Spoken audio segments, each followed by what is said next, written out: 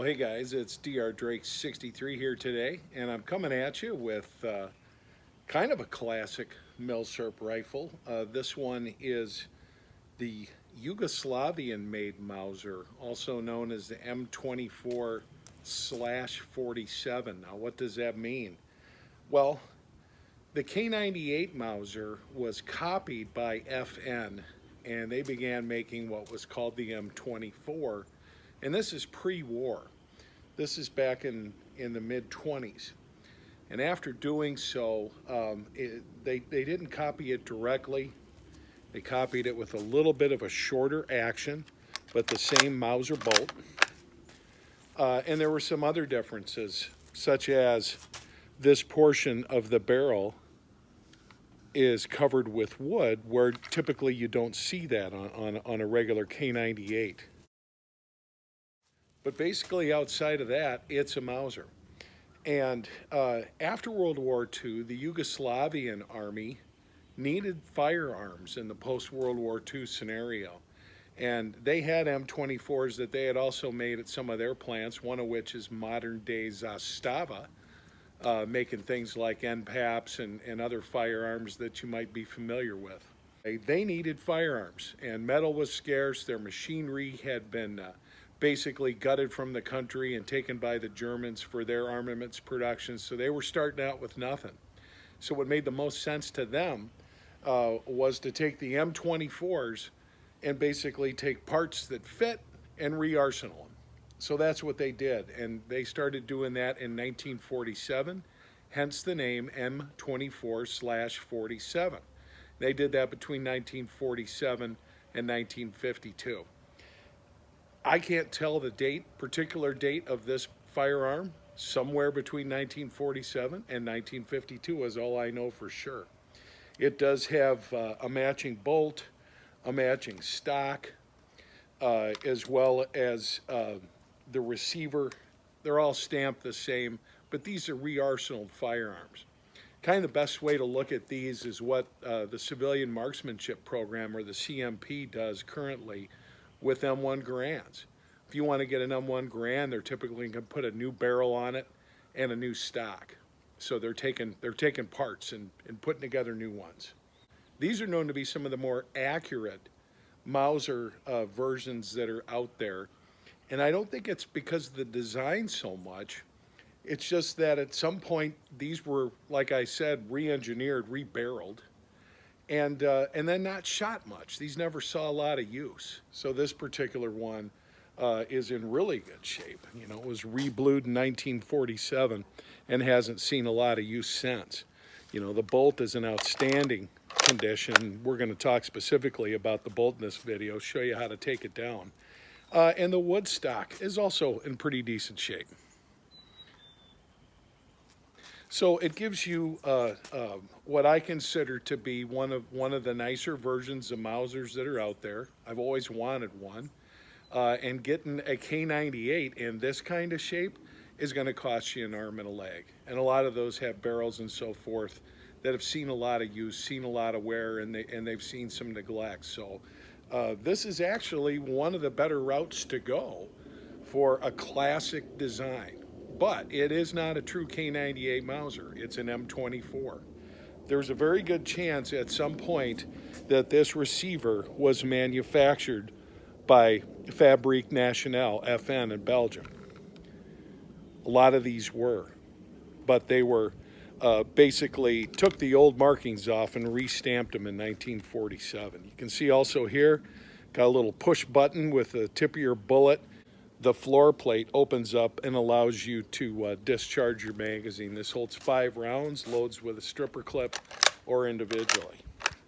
So I'm excited about seeing what kind of accuracy I can get out of this. I've had US milsurps. You've seen me cover the M1 Garand. Cool rifle, loved it. Accuracy on it was so-so. In terms of what I think this is capable of, I've heard these can be, without magnification, you know, you're looking between a 2 and a 4 inch at 100 yards group. So we'll find out for ourselves.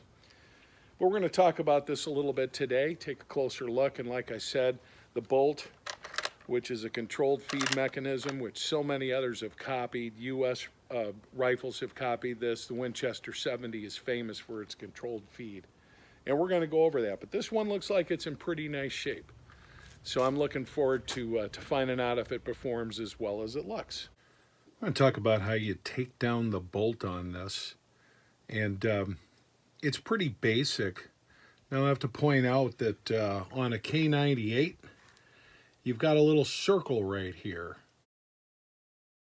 that is used as part of the bolt takedown process. This was not included on the M24 47 stock.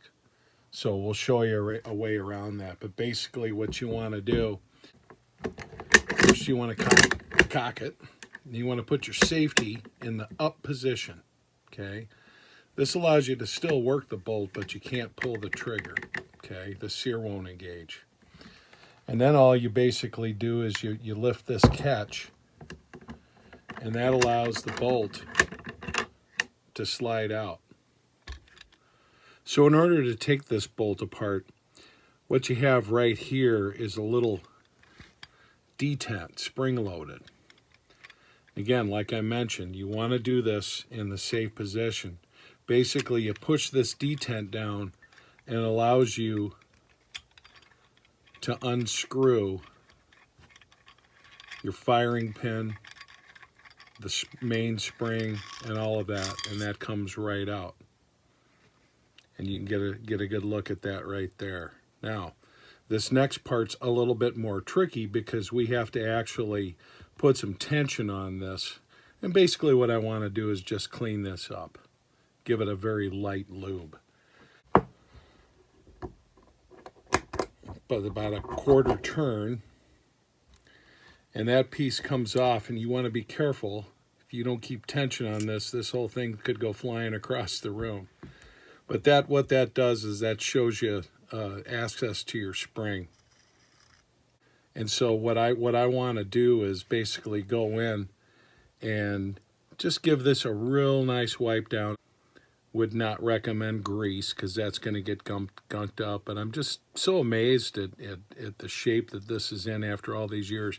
All the materials used on these bolts are very well made, hardened steel, and it's pretty hard to mess it up. Now, the one thing I do want to point out is when I go to put this back together, I'm going to want to have the safety in this up position, not in the firing position, but the first safe position, okay? You can see the bolt face, the extractor, and everything is in good shape. You can take this extractor off. I don't know what your need would be to do that, but it travels in this channel right here, and I will add just a drop of this CLP. Again, we don't want a lot. It adds nothing to have grease in there. So what I'm going to want to do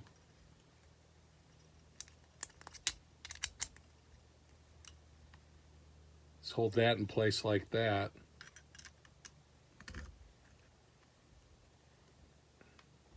And push this down far enough that I can add this piece back in.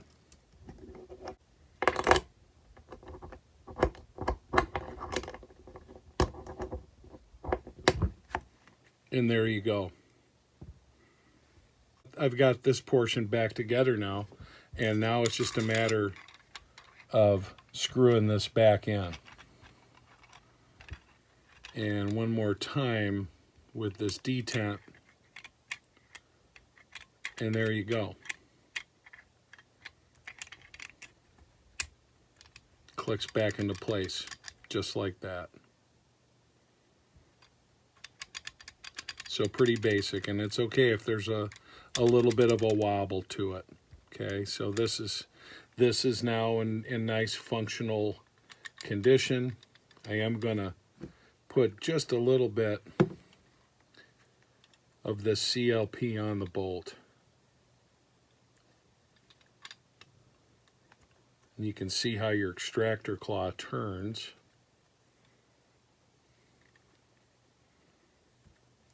And there you go.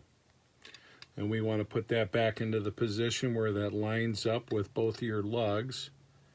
And again, making sure that this is in the up position and it's ready to go in. But if you just look at this, this looks like a brand new bolt. It's in such good condition. Hats off to the workmanship. So now I'm going to go ahead and put this back into the rifle. Slides all the way in.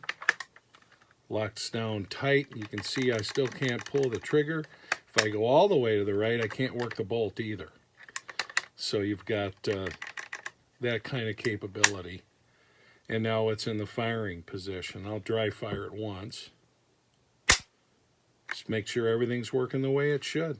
And it does.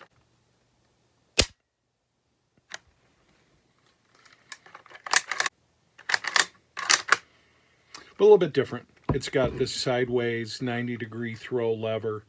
The K98 and many other the Mausers had the bent lever that goes around the side, which makes it a little bit more of a compact affair in terms of its width size. Put it in safe, and one of the nice things about safe is you're going to know you're on safe because you're not going to be able to see your sights.